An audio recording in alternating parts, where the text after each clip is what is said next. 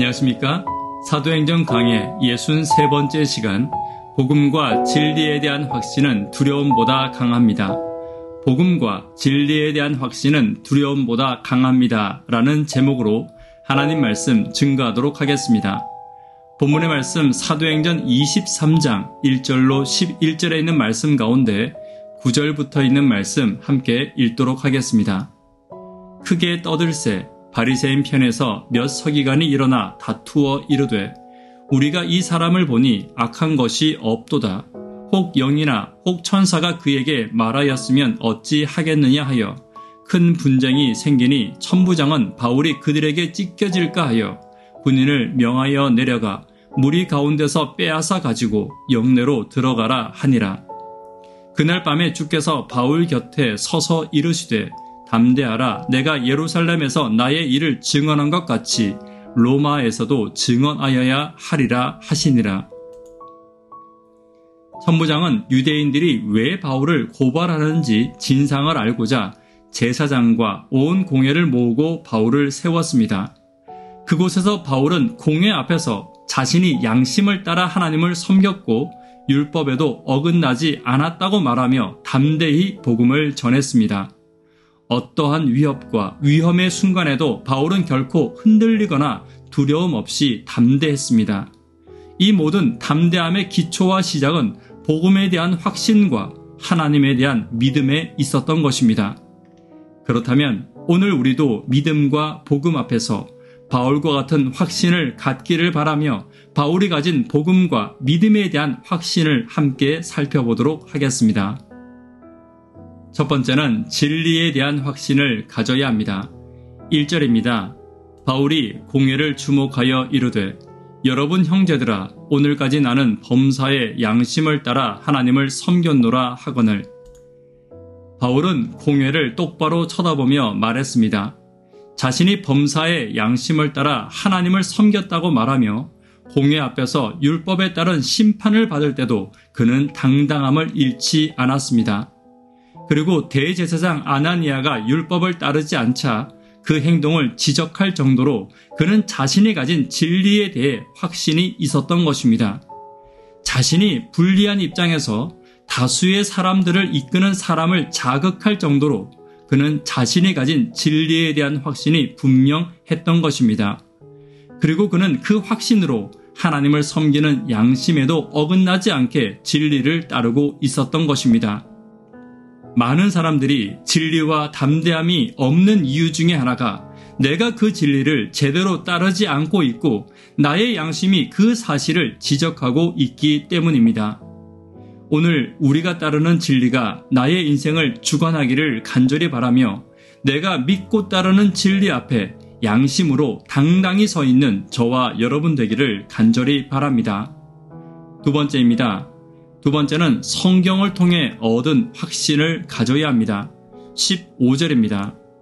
내가 그를 위하여 모든 사람 앞에서 내가 보고 들은 것의 증인이 되리라.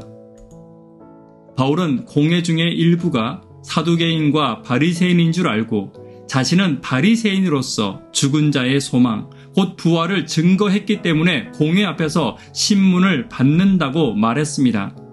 그 말로 인해 부활과 천사의 영을 인정하는 바리새인과 그것들을 다 인정하지 않는 사두개인 사이에 큰 분쟁이 일어난 것입니다.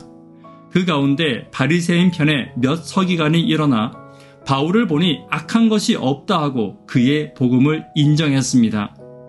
복음은 바울을 인정한 몇몇의 서기관들처럼 성경을 정직한 마음으로 연구하고 순종하려고 한다면 인정할 수밖에 없는 분명한 진리입니다. 성경을 자세히 읽고 연구한다면 우리도 복음을 바르게 알 수 있고 진리를 내 속에 확신하며 담대할 수 있는 것입니다. 성경을 연구해야 합니다. 성경을 통해 내 속에 진리에 대한 확신과 믿음을 키워나가는 말씀을 사랑하는 저와 여러분 되기를 간절히 바랍니다. 세 번째는 사명에 대한 확신이 필요합니다.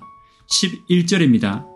그날 밤에 주께서 바울 곁에 서서 이르시되 담대하라. 내가 예루살렘에서 나의 일을 증언한 것 같이 로마에서도 증언하여야 하리라 하시니라.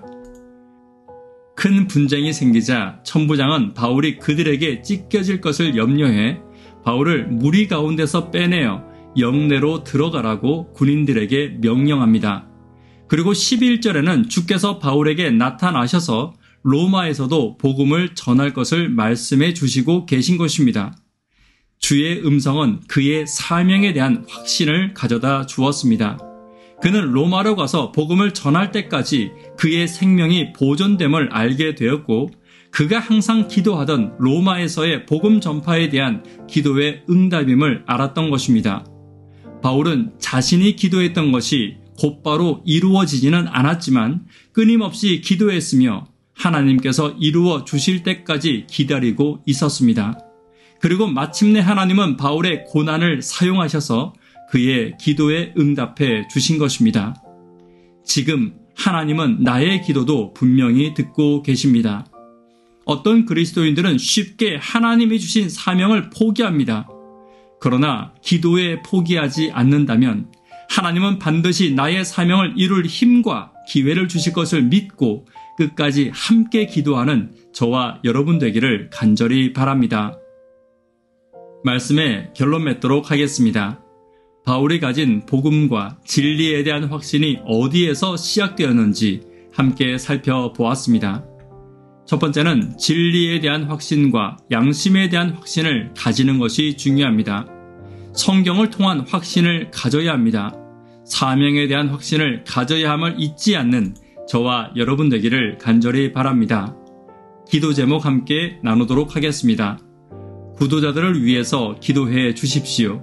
학생, 청년, 어린이들을 위해서 기도 부탁드립니다. 학생 장막회와 교회 장막회를 위해서 기도 부탁드립니다.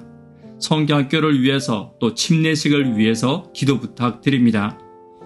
내가 가진 진리에 대한 확신과 진리를 따라감에 있어 양심에 어긋나지 않기를 위해 기도하며 말씀을 통해 진리에 대한 확신을 자라게 하기를 기도하며 사명을 위해 포기하지 않고 기도하기를 위해 기도 부탁드립니다. 이 시간 개인적으로 기도하도록 하겠습니다. 감사합니다.